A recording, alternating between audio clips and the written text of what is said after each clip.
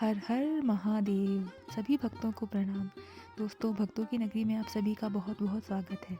कैसे हो आप सभी?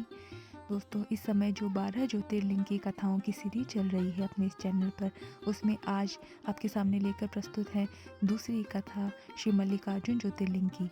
दोस्तों, इन 12 ज्योतिर्लिंग की कथाओं में आपको हर वीडियो में एक अलग कथा सुनाई जाएगी। आज आपको सुनाने जा रहे हैं दूसरे ज्योतिर्लिंग की कथा। तो फिर चलिए दोस्तों, बिना किसी देरी के भोले बाबा का और गौरी मैया का नाम लेकर वीडियो शुरू करते हैं। हर हर महादेव। तो दोस्तों, आज जानते हैं श्री मल्लिकार्जुन के बारे में।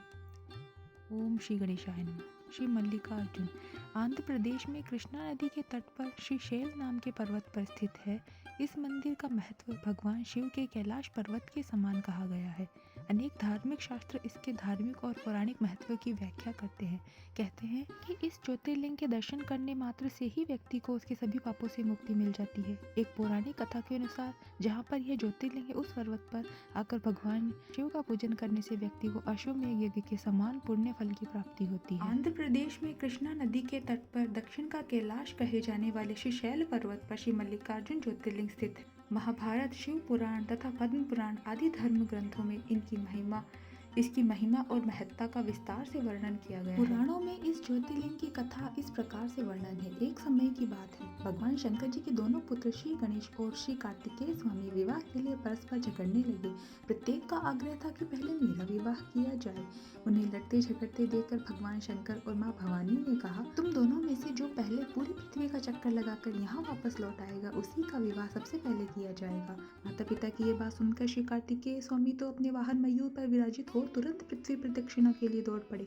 लेकिन गणेश जी को तो यह कार्य बड़ा ही कठिन लगा था।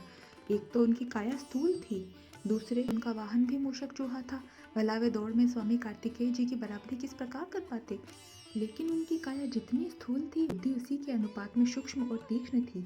उन्होंने अविलंब पृथ्वी की परिक्रमा का एक सुगम उपाय खोज निकाला। सामने बैठे माता पिता का पूजन करने के पश्चात उनकी 7 प्रदक्षिणाएं करके उन्होंने पृथ्वी प्रदक्षिणे का कार्य पूरा किया। उनका यह कार्य शास्त्रानुमोदित था। पूरी पृथ्वी का चक्कर लगाकर जब स्वामी कार्तिकेय जब तक लौटे, जब तक गणेश जी का रिद्धि और सिद्धि नाम की 2 कन्याओं के साथ विवाह हो चुका था तथा उनके शुभ और लाभ नामक 2 पुत्र भी प्राप्त हो चुके थे। यह सब देखकर स्वामी कार्तिकेय अत्यंत रुष्ट होकर पुंज पर्वत पर चले गए। माता पार्वती उन्हें वहां मनाने पहुंची। पीछे शंकर भगवान वहां पहुंचकर ज्योतिर्लिंग के रूप में प्रकट हुए और तभी से मल्लिकार्जुन ज्योतिर्लिंग के नाम से प्रख्यात हुए। इनकी अर्चना सर्वप्रथम मल्लिका पुष्पों से की गई थी। मल्लिकार्जुन नाम पड़ने का यही कारण है।